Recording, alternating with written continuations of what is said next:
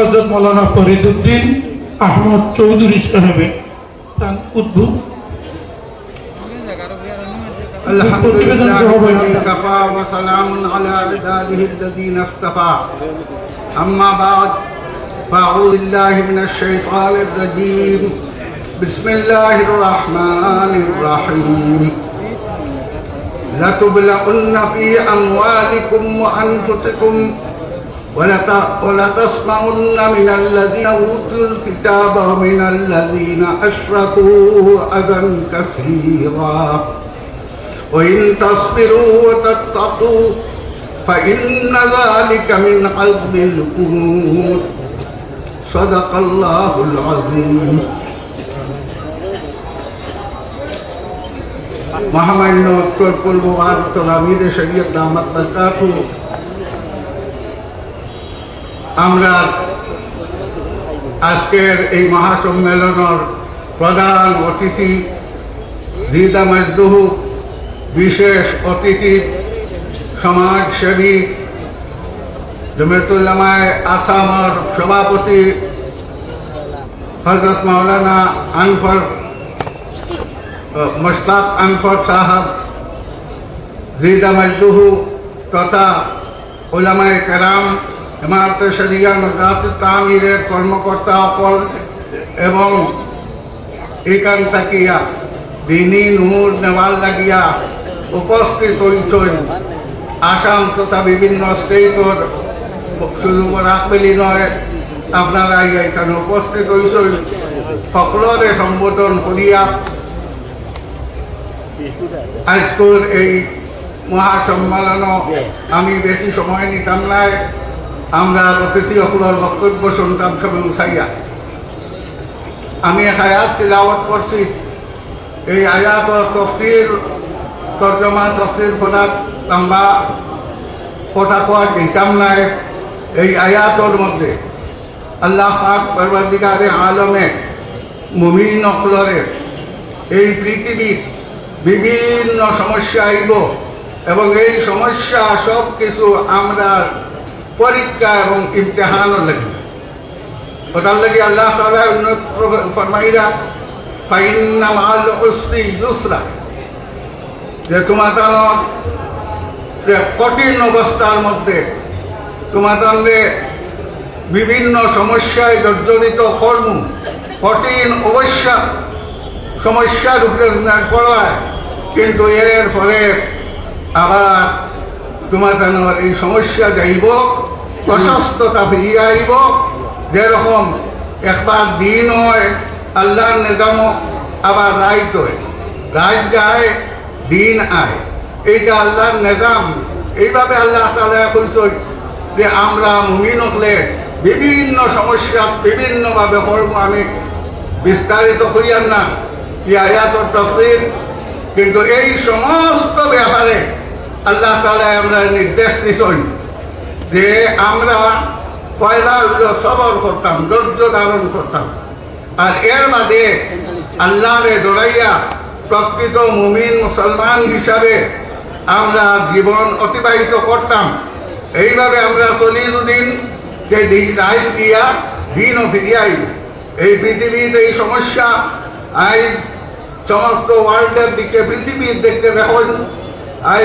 আমরা পয়লা কিবলা পর্যন্ত আমরা বেদখল আমরা দখলে নাই কিন্তু সেই প্রথম কিবলা বাইতুল মাকদিসে নামাজ পড়বার লাগিয়া দখলদারি রাখবার লাগিয়া আপনারা দেখরা রান্দা হুন্দা সায়েন্স টেকনোলজির দিন যে কিভাবে নির্যাতিত হইয়াও সেই বাইতুল মাকদিসের নামাজ ছাড়রা না মুমিন হলে মুসলমান এইভাবে পৃথিবীর বিভিন্ন সমস্যা বিভিন্ন সময় হয়েছে ইতিপূর্বেও কামাল আতাতুর্ক যে সময় তুর্কি বা চালক করলো বহুত মসজিদে আপনার মসজিদর নামাজ বন্ধ করিয়া মসজিদে আপনার পর্যটনের জায়গা বানাইল পৃথিবীর বড় বড় মসজিদের মধ্যে এক মসজিদে আয়া সুফি এই মসজিদ তারা এরকম জাদুঘর বানাইয়া রাখছেন দীর্ঘ বছর নামাজ বন্ধ আছিল, জাদুঘর যে কোনো মানুষিয়া এই মসজিদ ঢুকছে, বিভিন্ন প্রদর্শনী রাখা হয়েছে, এই সমস্ত দেখছে। কিন্তু বর্তমান তুর্কির ইসলামর আবার জুয়ার আওয়ায় এই আয়া সোফিয়া মসজিদ ও ফিরিয়া নামাজ আরম্ভ হচ্ছে। এইভাবে সমস্যা জর্জরিত আমরা হইমু, আর এই সমস্ত সমস্যা থেকে আল্লাহ আমরা মুক্তি দিবা, এই সমস্ত কালামে পাকও আল্লাহ তাআলা ফরমাইছে। গতিকে আমরা নিরাশ হইবার কিছু নাই। আমরা সামনেও এখন কইতে গেলে রাজ্যলের ইনশাআল্লাহ আল্লাহ দিন ফিরিয়ে আনবো। আমরা কিন্তু সবার করা লাগবো, ধৈর্য ধরা লাগবো, এবং আমরা আল্লাহর দেশে আল্লাহমুখী হইতে লাগবো, আল্লাহর দেশে খান দিতে লাগবো, এবং আমরা সঠিক দিনদার হিসাবে চালাই দিতে পারি। এই অবস্থায় আল্লাহর শুকর আমরা সবে মিলিয়া চেষ্টা করিয়া কেন আমরা আজকের এই মহফিল গত বছরও করছি।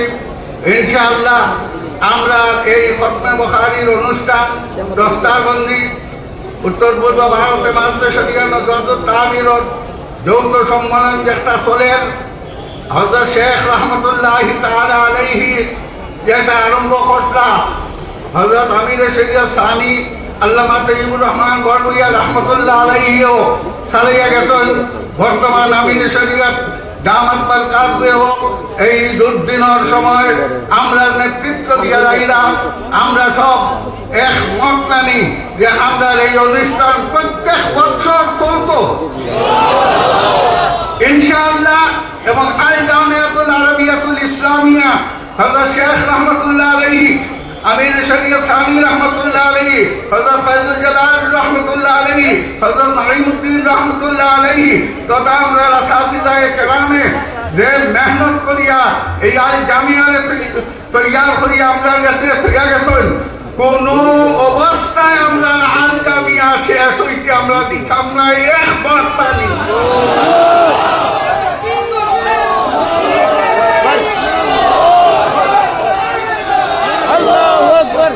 আলহামদুলিল্লাহ, আলহামদুলিল্লাহ।